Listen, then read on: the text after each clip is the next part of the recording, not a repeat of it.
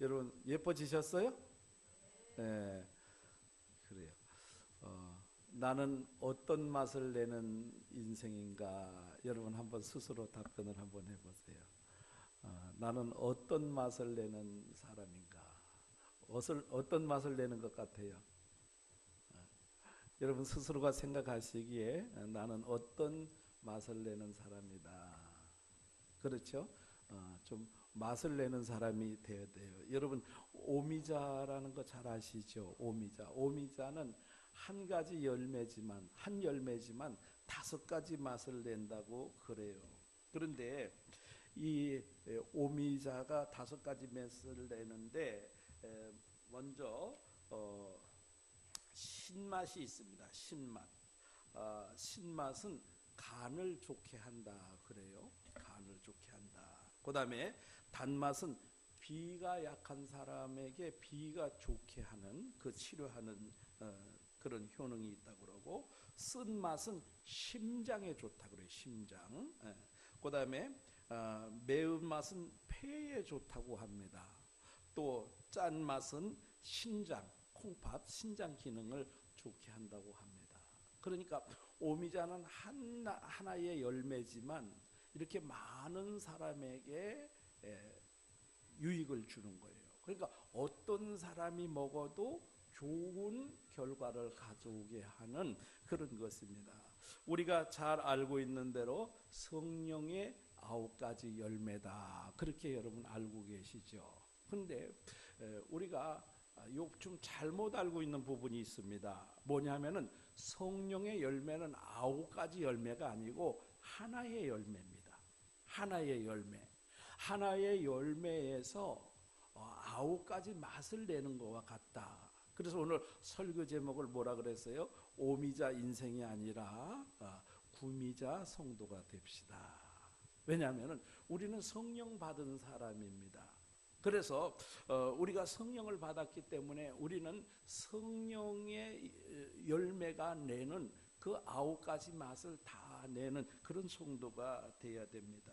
그런데 만약에 성령의 열매를 9가지로 본다면 많은 문제점이 발생을 하게 되어 있어요. 제일 첫 번째로는 이 성령의 열매가 하나라고 하는 것은 성경 본문에 헬라어를 보면 단수로 되었습니다. 만약에 성령의 열매가 9가지라면 복수로 되어 있어야 되죠. 그런데 단수로 되어 있습니다. 또 우리가 두 번째로 문제점이 발생하는 것은 성령의 열매가 9가지라면 9가지를 다 못 맺는 경우가 많이 발생할 수 있겠죠. 예를 들면 사랑의 열매는 맺는데 절제의 열매는 맺지 못하는 등 여러 가지 문제점이 발생할 수가 있어요. 그러면 오미자도 마찬가지죠. 오미자도 한 열매가 5가지 맛을 내는데 그것이 오미자가 5가지 열매라면 그것은 의미가 없는 거죠. 오미자라는 이름을 붙일 수가 없는 거죠. 그래서 우리는 이 성령의 열매는 한 가지다.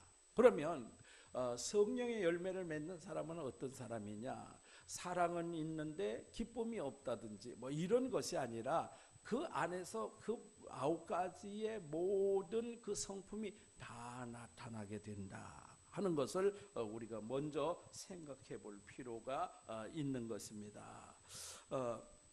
그래서 오늘 우리가 성령의 열매를 생각하기 전에 먼저 앞에 나오는 말씀을 우리가 좀 이해를 해야만 알 수가 있습니다. 그래서 성령의 열매는 갈라디아서 5장 22절부터 26절까지 되어 있지만 앞에 16절부터 21절의 말씀도 매우 중요합니다. 왜냐하면 앞에는 육체의 일에 대해서 기록이 되어 있고, 그러면 성령의 열매는 육체의 일과 반대되는 그런 것을 나타내고 있는 것입니다. 그러니까 우리가 육체의 일이 무엇인지를 알아야 성령의 열매가 어떻게 맺어지는지를 우리가 잘 대조해서 알 수가 있는 거죠.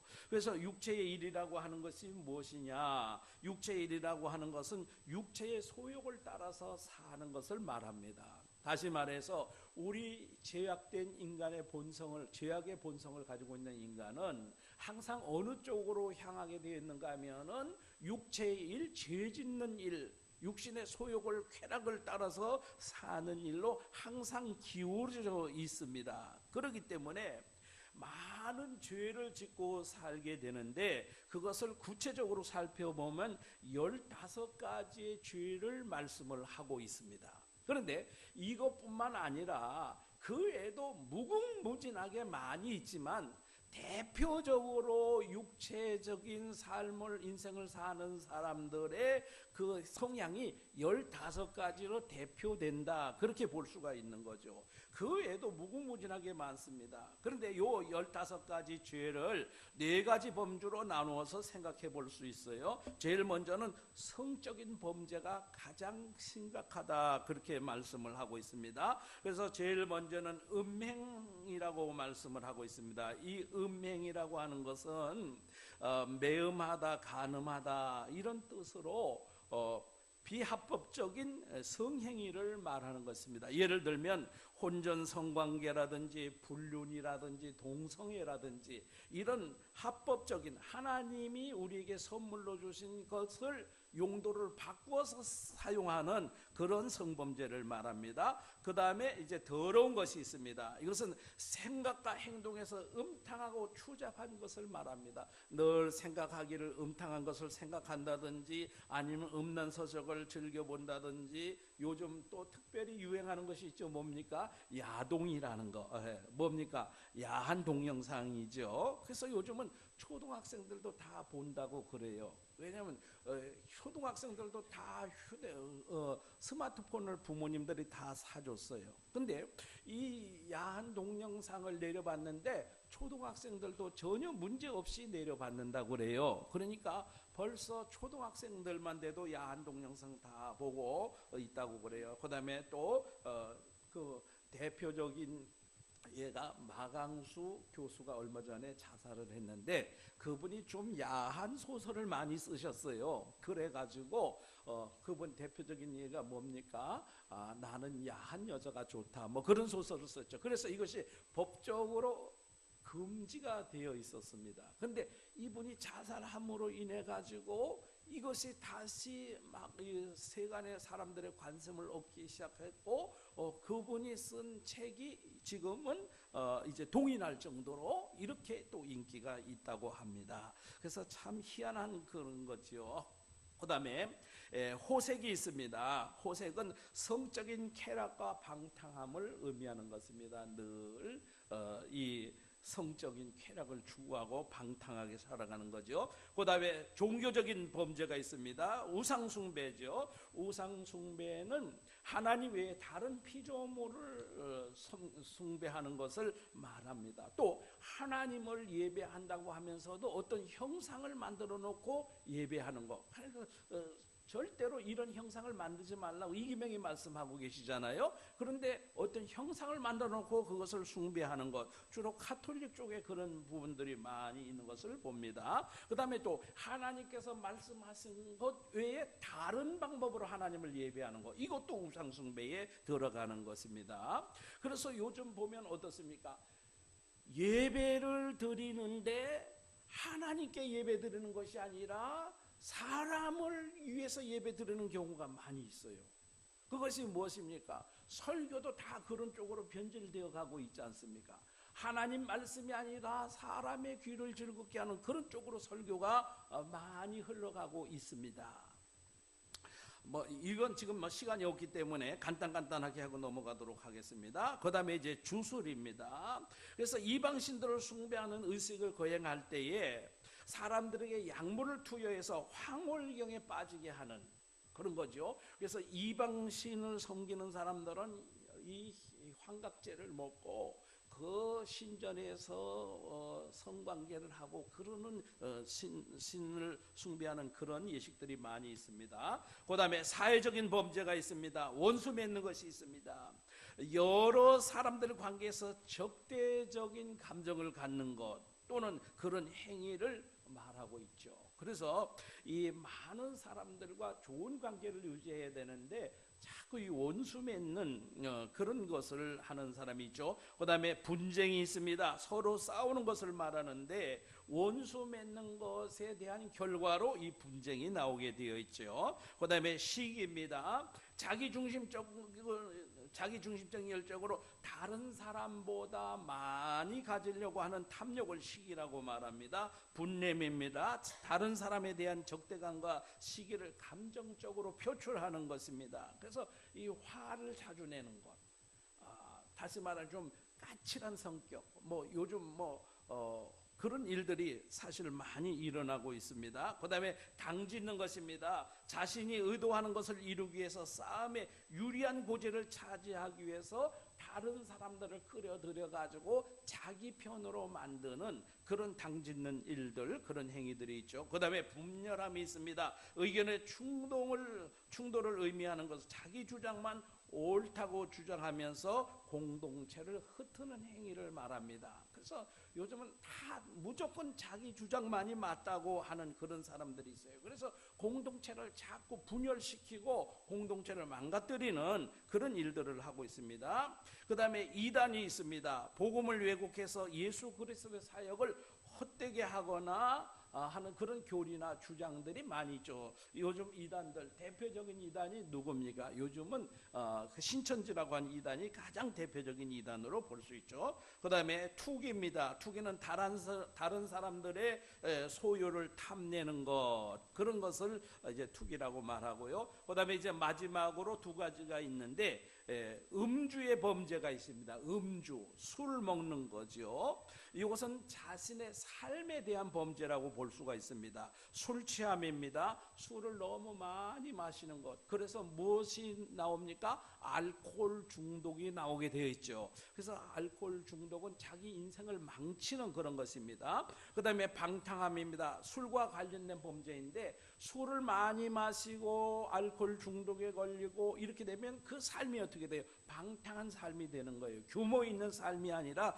방탕한 삶이 되는 것입니다. 앞에서도 말씀을 드렸습니다만 또한 그와 같은 것들이라, 이와 같은 것들이라, 이런 일들을 하는 자들은 하나님의 나라를 유업으로 받지 못할 것이요 그랬습니다. 그러니까 이 대표적인 것이 15가지지 그 외에도 무궁무진하게 많이 있다는 것. 성령과 반대되는 일을 하는 그런 것들은 모두가 다 육체의 일이고 죄를 짓는 일이다, 그렇게 볼 수 있죠. 그래서 우리가 대략 이 15가지 범주 안에 거의가 다 포함이 됩니다. 넓게 보면 다 여기에 포함이 되어 있기 때문에 더 자세하게 세세적으로 보면 특별히 성령께서 거부하시는 일들을 하는 이런 행위들, 이런 것들은 모두가 사실은 범죄하는 일이요 육체의 일을 하는 일이다, 이렇게 보시면 될 것 같습니다. 그럼 이제 성령의 열매에 대해서 말씀을 볼 텐데 한글 성경에는 나타나 있지 않습니다. 그런데 22절을 시작할 때 그러나 이렇게 원문에는 시작을 하고 있습니다. 앞에 걸 뭐예요? 앞에 거는 육체의 일, 죄를 범하는 일이죠. 이제 22절에 그러나라고 하면은 뭡니까? 앞의 일을 부정하는 거죠. 이런 죄를 짓는 일, 범죄하는 일, 육체의 소욕을 따라 사는 삶, 그런 것을 뒤집는 거예요. 반대되는 것을 말하고 있습니다. 그래서 육체의 일은 성령의 열매를 맺지 못하지만 성령을 따라 사는 사람은 성령의 열매를 맺게 되는데 그 대표되는 것이 9가지로 표현된다는 것입니다. 성령의 열매도 마찬가지로 9가지가 성령의 열매가 전부 다가 아닙니다. 그 외에도 무궁무진하게 성령의 열매로 나타나는 그런 성품들이 많이 나타나는데 그 중에 대표적인 것으로 보면 9가지를 들 수 있다, 그렇게 말씀하고 있습니다. 그래서 이 성령의 열매는 어떤 것이냐? 성령을 따라 사는 사람은 사랑과 희락과 화평과 오래 참음과 자비와 양성과 충성과 온유와 절제인데 이와 같은 성품들이 나타나게 되어 있어요. 그래서 성령 충만한 사람, 성령을 따라 사는 사람들의 모습을 자세히 들여다보면 바로 지금 말씀드린 대로 이 9가지의 성품이 그대로 나타나고 있다는 것입니다. 그래서 마찬가지로 성령의 열매도 성령의 열매 9가지도 3가지 범주로 나눌 수가 있습니다. 제일 먼저는 하나님을 향한 것입니다. 하나님을 향한 것은 사랑과 희락과 화평입니다. 이 사랑이라고 하는 것은 모든 덕목의 기초입니다. 우리가 사랑을 이야기할 때 하나님을 사랑하는 것이 가장 기초가 된다는 사실입니다. 하나님을 사랑하지 않는 사람은 다른 그 어떤 사랑도 불가능한 것입니다. 왜냐하면 사랑은 하나님께로부터 나왔기 때문에 그래요. 그래서 요한일서 4장 8절에도 하나님은 사랑이시라 그렇게 말씀하고 있잖아요. 하나님을 사랑하지 않는 사람은 그 어떤 것도 사랑할 수가 없습니다. 근데 우리는 사랑이라는 것에 많이 속아서 사는 거예요. 그죠? 감정적으로 좋으면 사랑이다 이렇게 생각하는데 절대로 그렇지 않습니다. 하나님을 사랑하지 않는 사람, 그 사람은 다른 것은 절대적으로 진실하게 사랑할 수가 없다는 거예요. 그래서 사랑은 모든 덕목의 기초가 된다 그렇게 보고요.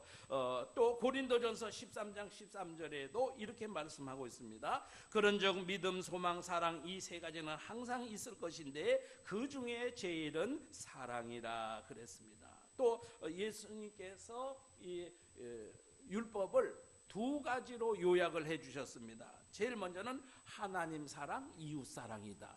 그러니까 하나님을 사랑하는 사람이 이웃도 사랑할 수 있다. 하나님을 사랑하는 사람이 아내도 사랑할 수 있다. 하나님을 사랑하는 사람이 남편도 사랑할 수 있다. 하나님을 사랑하는 사람이 자녀들도 사랑하고 이웃도 사랑할 수 있다는 사실을 말씀을 해주고 있습니다. 그러므로 진정한 사랑을 원하십니까? 그러면 제일 먼저 누구를 사랑해야 돼요? 하나님을 사랑해야 돼요.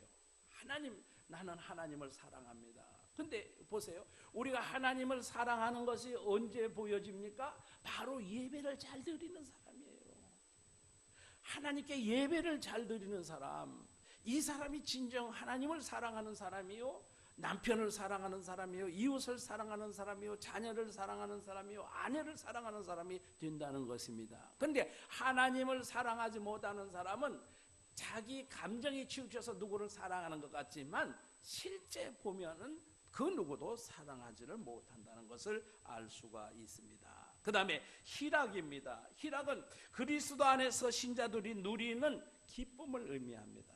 그래서 어떤 조건이나 어떤 환경 속에서도 기쁨을 누릴 수 있는 거예요. 그래서 사도 바울이 빌립보서에서 항상 뭐라고 말합니까? 기뻐하라, 기뻐하라, 기뻐하라. 항상 기뻐하라. 그렇게 사도 바울이 공부하고 있지 않습니까? 그런데 사도 바울이 빌립보서를 쓸 때는 어디에 있었다고요? 로마 감옥에 갇혀 있었습니다. 얼마나 힘든 세월을 보냈는지 몰라요. 그런데도 불구하고 그리스도 예수 안에서 자기가 희락이 있기 때문에 자신이 기뻐하며 주변에 있는 사람들에게 기뻐하라고 권고를 할 수 있었던 것입니다. 여러분, 오늘 우리가 진정으로 기뻐할 수 있는 것이 무엇입니까? 여러분, 진정 기쁘십니까? 돈이 조금 여유가 있고 뭔가 좋은 일이 있으면 기쁘지만 조금만 환경이 열악해지면 불평하고 원망하지 않습니까? 저와 여러분만 그런 것이 아니라 이스라엘 백성들이 다 그랬어요. 조금 먹을 것이 있고 좋아지면 할렐루야 했지만 조금만 힘들어지면 원망하기를 일수로 삼았던 그들 입술에는 항상 원망과 불평이 있었던 것을 우리가 보게 됩니다. 여러분, 오늘 우리가 하나님을 섬기는 사람이라면 정말 하나님으로 인해서 예수 그리스도로 인해서 기뻐하는 사람이 되어야 됩니다. 그래서 웨스트민스터 소기로 문답 제1문에 사람의 첫째 되는 목적이 무엇입니까? 이렇게 질문을 하고 있습니다. 그 답은 사람의 첫째 되는 목적은 하나님을 영원롭게 하고 영원토록 그를 즐거워하는 것입니다. 영원토록 그를 즐거워하는 것입니다. 하나님 때문에 즐거워하는 거예요. 여러분, 오늘 예배 나올 때 죽지 못해 나왔습니까? 억지로 나왔습니까? 어떻게 나오셨습니까? 오늘 예배에 나오는 이 자리가 너무 기쁜 자리가 돼야 돼요.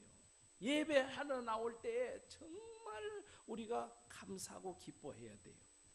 그래서 시편 121편에 말씀하시길 뭐라 그랬습니까? 사람들이 여호와의 전에 올라가자 할 때 내 마음이 기뻤다. 그렇게 말씀하고 있지 않습니까? 오늘 우리가 예배 드리러 나올 때 정말 우리 마음속에 기쁨이 있어야 돼요. 그런데 많은 사람들이 그렇게 산지를 못해요. 그래서 예수님께서 마지막 때에 너희의 믿음을 보겠느냐? 인자가 다시 올 때에 너희의 믿음을 보겠느냐? 그렇게 말씀했습니다. 여러분, 진정 우리 주님이 다시 오실 그때는 매우 힘든 상황이 될 것은 틀림이 없는 사실입니다. 예수 믿기가 어려운 상황이 되는 건 틀림이 없습니다. 옛날에는 총칼과 위협 때문에 예수 믿기가 힘들었지만 지금은 뭐 때문에 예수 믿기가 힘들어집니까? 너무 부요해져서 예수 믿기가 힘들어지는 거예요. 너무 세상에 즐길 것이 많아서 예수 믿기 때문에 힘들어지는 거예요. 그때까지 우리가 믿음으로 잘 지키고 있는 자들, 그들에게 우리 하나님께서는 큰 은혜를 베풀어 주실 줄로 믿습니다. 그 다음에 화평입니다. 화평은 하나님과 화목하는 관계를 말합니다. 여러분, 누구와 화평하기를 원하신다면 제일 먼저 하나님과 화평해야 됩니다. 그래서 우리가 십자가를 그려볼 때 제일 먼저 뭐가 있습니까? 이 수직으로 먼저 있죠. 수직. 그 다음에 수평이 있습니다. 수직은 무엇입니까? 하나님과의 관계입니다. 수평은 무엇입니까? 인간 간의 관계입니다. 그래서 먼저 하나님과 화목하지 않으면 모든 사람들과 다 화목할 수 없습니다. 우리가 좋아하는 사람은 좋아하지만 싫어하는 사람은 극도로 싫어하지 않습니까? 왜 그렇습니까? 하나님과 화목하지 못하기 때문에 그래요. 그래서 예수님께서는 모든 원수까지도 사랑하라 그렇게 말씀하셨습니다.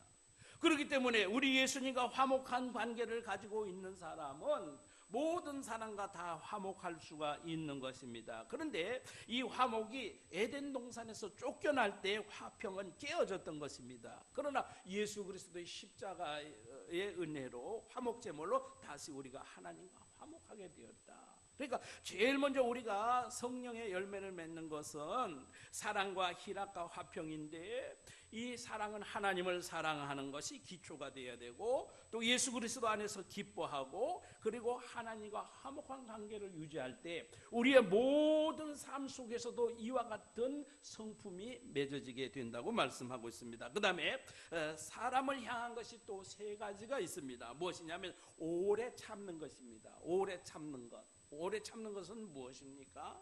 그것은 부당하게 자신을 대우하는 사람들에게 보복하지 않고 인내하는 것을 의미합니다.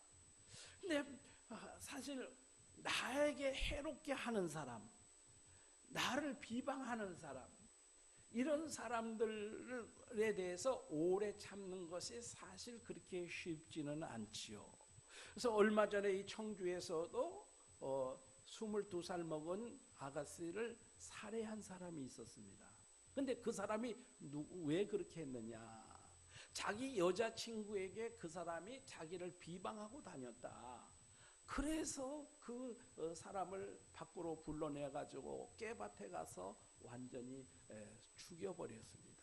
그러면 자기 인생이 뭐가 될까요? 자기를 비방하는 거 그거 좀 참지 못해서 살인을 저질렀다면 그 사람 인생은 어떻게 되겠습니까? 이게 오래 참지 못하는 거예요. 자기에게 부당하게 대우하는 자들에게 보복하지 않고 인내하는 것인데, 우리 예수님께서 그 인내를 가지셨죠. 십자가에 예수님을 못 박는 그런 자들에 대해서 예수님이 오래 참으시고, 오히려 저들의 죄를 용서해 달라고 하나님께 기도하지 않았습니까? 여러분, 오늘 나에게 대해서 좋지 않은 소문을 퍼뜨리고 그리고 나를 대적시하고 하는 그런 사람들에 대해서 여러분, 우리는 어떻게 대하고 있습니까? 얼마든지 같이 대적할 수 있지요. 얼마든지 공격할 수 있죠. 법적으로 대응할 수도 있지요. 그러나 오래 참는 사람은 그러고 그냥 참고 인내하는 것입니다. 그래서 우리가 여기에서 바로 그 사람의 인격이 드러나게 되어 있는 거예요. 자기에 대해서 조금 어떠한 것도 참지 못하고 싸우고 하는 사람은 어떻게 해요? 세상 사람들이 저 사람 성격 참 좋지 않다, 저 사람하고 가까이 하면 참 힘들다, 저 사람은 가까이 할 사람이 아니다, 이렇게 말들을 하지 않습니까? 그러나 어떤 경우에도 참고 인내하는 사람에게는 주변에 사람이 많이 있습니다. 결국에는 자기에게 유익이 오는 거지요. 그 다음에 자비가 있습니다. 자비는 다른 사람에 대해서 친절하게 대하는 것을 의미합니다. 나보다 못한 사람, 나보다 어려운 사람을 긍휼히 여기며 그에게 친절을 베푸는 일이야말로 바로 예수 믿는 사람이 가져야 될 덕목입니다. 그런데 세상 사람들은 어떻습니까? 세상들은 사람들은 오히려 약자를 더 억압하고 약자들에게 더 착취해서 자기 것을 늘리지 않습니까? 이런 일들이 바로 이 세상의 일들입니다. 그런데 예수 믿는 사람은 그렇지 않아요. 예수 믿는 사람은 오히려 그런 사람들에게 긍휼을 베풀고 그런 사람들에게 친절히 대해주는 것입니다. 그 다음에 양선입니다. 양선은 다른 사람에게 선을 베푸는 건데 자비와 좀 비슷한 면이 있죠. 근데 내가 우선이 아니라 다른 사람을 먼저 위하는 것입니다. 이기주의가 아니라 이타주의가 되는 거예요. 나를 위해서 하는 것이 아니라 오히려 다른 사람에게 유익을 줄 수 있는 그런 이타주의로 살아가는 사람이 바로 양선의 열매를 맺는 그런 성품을 가진 사람이다. 여러분 어떻습니까? 정말 예수 믿는 사람이 너무 야박하게 자기 것만 챙기고 그러는 것을 보면 세상 사람들이 뭐라고 말하겠습니까? 별 볼 일 없네. 예수 믿는 사람도 별 볼 일 없네. 그렇게 말하지 않겠습니까? 그래서 여러분 오늘 내가 조금 손해 보더라도 다른 사람에게 더 호의를 베푸는 것이 우리에게 필요합니다. 여러분 사실 저도 그래요. 이 주변에 있는 사람들에 대해서 정말 따지고 뭐 하고 한다면 끝도 없습니다. 쉬운 예로 우리가 주차장을 개방을 하고 있지 않습니까? 그런데 이 땅이 지금 한 평에 300만 원이 넘어간다고 그래요.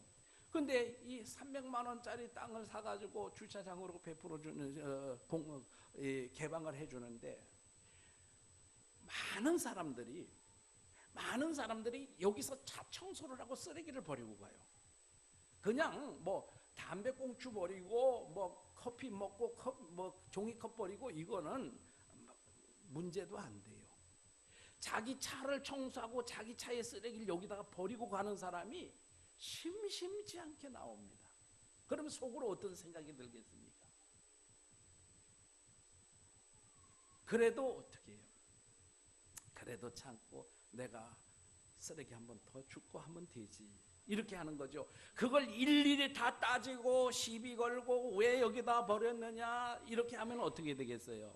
오히려 개방 안 한 것만 못하죠. 더 역효과를 가져올 수가 있습니다.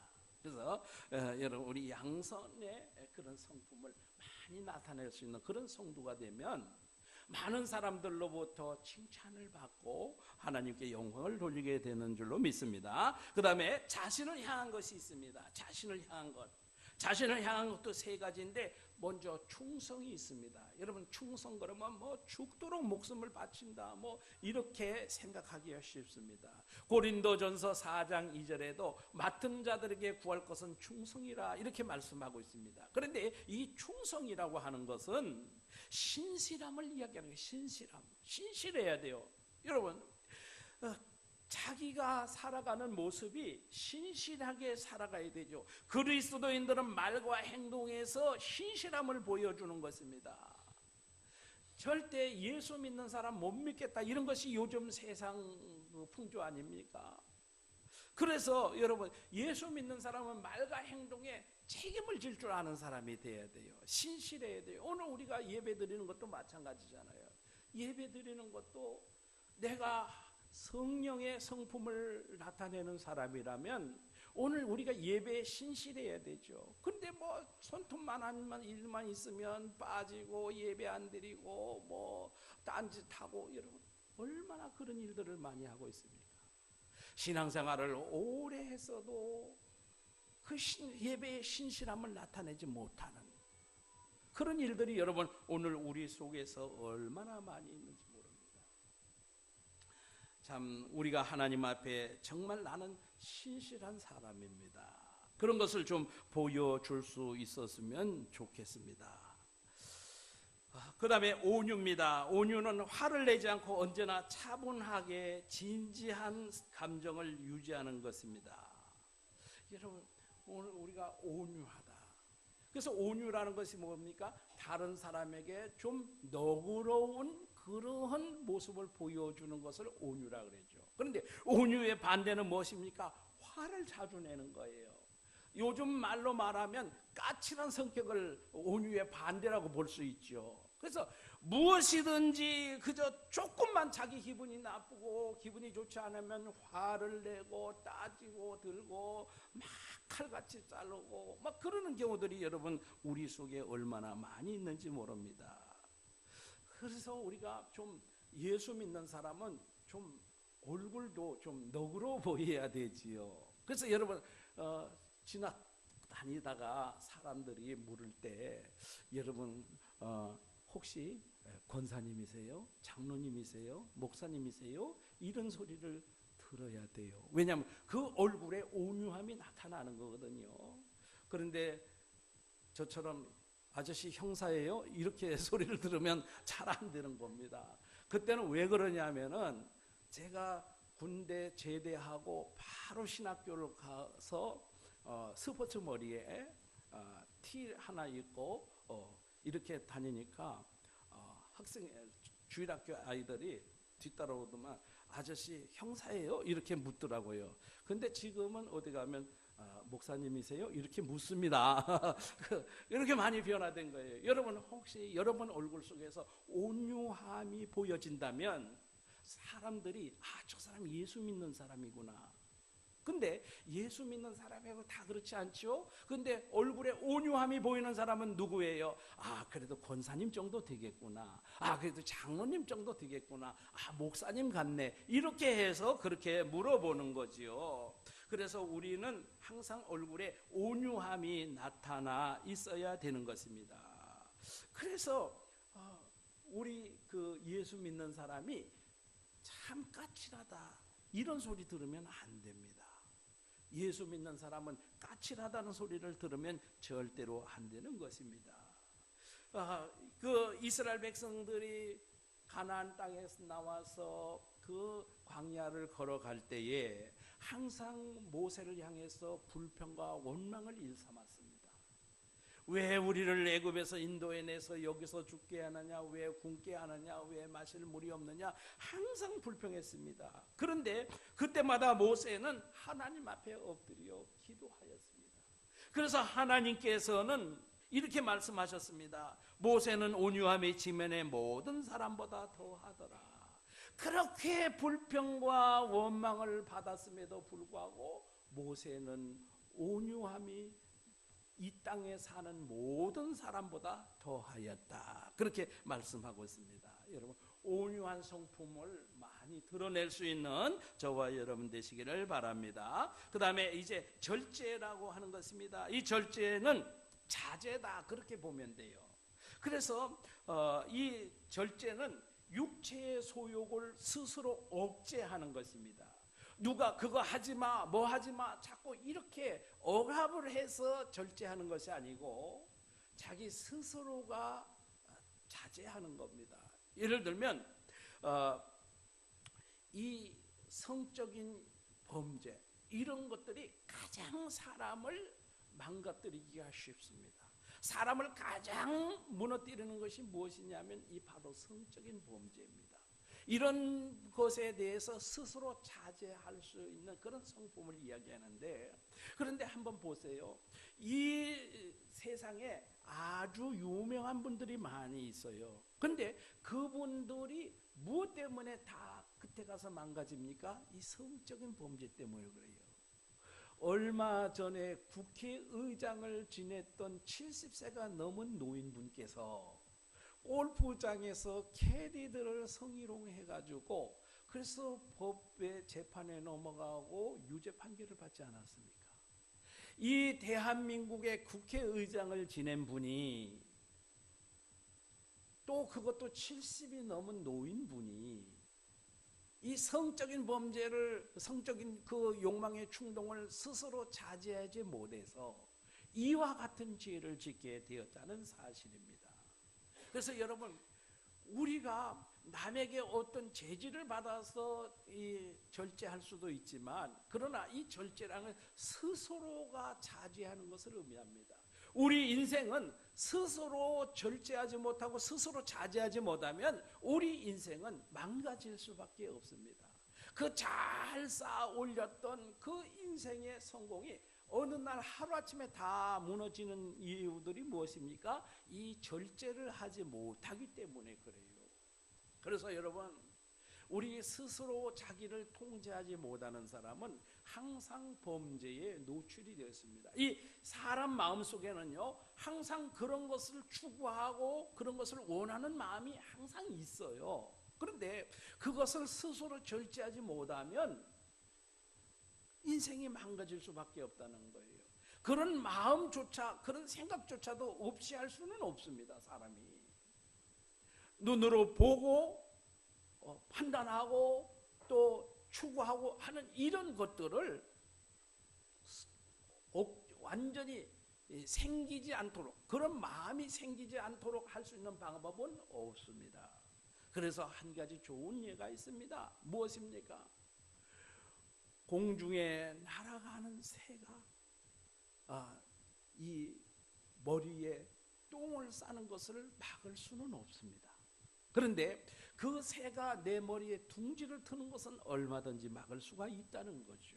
스쳐가는 생각은 어쩔 수가 없습니다. 예를 들면 남자가 예쁜 여자를 보면 참 그 예쁘다고 성적으로 충동을 느낄 수 있어요. 그런데 거기에 사로잡혀가지고 쫓아간다든지 뭐 스마트폰으로 촬영을 한다든지 뭐 이렇게 하다 보면 범죄로 이어질 수밖에 없죠. 그냥 그것은 그냥 그 순간 느끼는 생각으로 떨쳐버려야 돼요.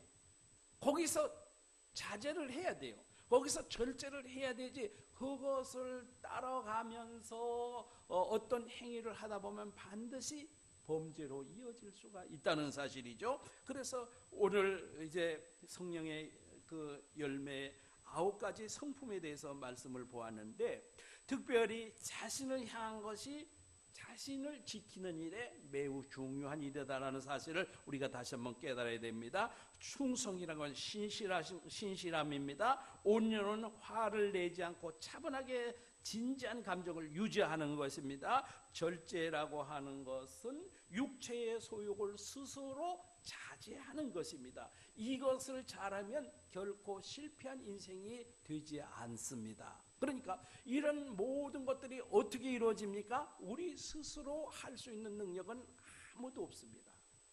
이 범죄를 스스로 막을 수 있는, 이 죄의 길을 스스로 막을 수 있는 사람은 아무도 없습니다. 그러면 어떻게 해야 되는가? 그것은 바로 갈라디아서 2장 20절 말씀에 나와 있습니다. 내가 그리스도와 함께 십자가에 못 박혔나니 그런즉 이제 내가 사는 것이 아니요 오직 내 안에 그리스도께서 사신 것이라. 이제 내가 육체 가운데 사는 것은 나를 사랑하사 나를 위하여 자기 자신을 버리신 하나님의 아들을 믿는 믿음 안에서 사는 것이라 그랬습니다. 성령의 은혜와 능력이 아니면 성령을 따라 사는 삶은 사실은 불가능한 것입니다. 그렇기 때문에 우리는 성령께서 내 마음을 주관하시고 나를 주장해 주시도록 늘 성령님께 기도해야 됩니다. 그래서 사실 저도 목사지만 기도하는 일이 그렇게 쉽지를 않아요. 기도하는 일이 참 어렵습니다. 오랫동안 기도하기보다는 그저 조금 기도하고 뻘떡 일어서서 나가서 돌아다니고 뭐 하고 그런 것이 더 쉬워요. 그런데 그런 것을 절제할 수 있는 방법이 무엇이냐? 제일 먼저 기도를 시작할 때 성령께서 나를 주관해 주시도록 간절히 기도하면 그때부터 성령께서 역사를 하시는데, 성령께서 나를 주관하시고 나를 붙잡아 주시고 나를 인도해 가시니까 이 기도가 능력이 있고 은혜가 넘치는 그런 기도가 될 수 있어요. 그래서 우리가 기도를 하루에 3시간, 5시간 하시는 분들이 있다고 하는데 어떻게 기도를 그렇게 할 수 있느냐? 성령에 붙잡히면 그렇게 할 수 있습니다. 여러분, 우리가 죄를 짓지 않는 그런 인생을 어떻게 살 수 있느냐? 성령께서 우리를 붙잡아 주시고 성령께서 우리를 주관하시면 되는 것입니다. 그렇기 때문에 우리는 예배를 중요하게 생각해야 돼요. 말씀 듣는 것을 중요하게 생각해야 돼요. 기도하는 것을 중요하게 생각해야 돼요. 우리가 육신의 죄악을 따라서 그것을 쾌락으로 삼고 그것을 따라갈 것이 아니라 성령께서 원하지 아니하시고 성령께서 근심하시고 성령께서 기뻐하지 않는 일은 내가 과감히 버리겠다. 왜? 나는 그리스도와 함께 십자가에 못 박혔기 때문에 이제 내가 육체 가운데 사는 것은 나를 사랑하사 나를 위하여 자기 자신을 버리신 하나님을 믿는 믿음 안에서 사는 것이란 이 사실을 늘 명심하고 살아야 됩니다. 그리고 그것을 위해서 기도해야 됩니다. 그래서 5장 24절은 결론적으로 말씀을 하고 있습니다. 5장 24절 말씀 봅니다. 그리스도 예수의 사람들은 육체와 함께 그 정욕과 탐심을 십자가에 못 박았느니라.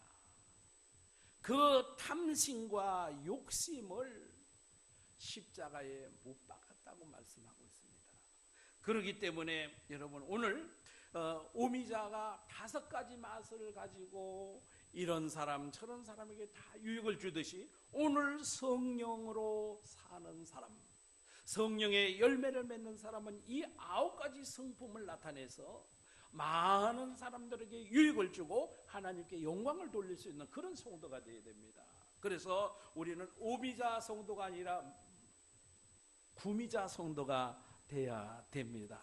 그래서 여러분, 오늘 나로 인하여 다른 사람이 즐거워하고 유익을 얻으며 우리 하나님이 기뻐하실 수 있는 성령의 사람으로 사시기를 주님의 이름으로 축복합니다. 은혜로우신 우리 아버지 하나님, 오미자는 5가지 맛을 내어서 많은 사람에게 유익을 준다고 하고 있습니다. 우리 성령을 따라 사는 사람, 성령의 열매를 맺는 사람은 9가지 성품과 그 외에도 많은 성품을 통해서 많은 사람들에게 유익을 주며 하나님께 영광을 돌리는 삶이 될 수 있도록 우리 하나님 축복해 주옵소서. 예수님 이름으로 기도하옵나이다.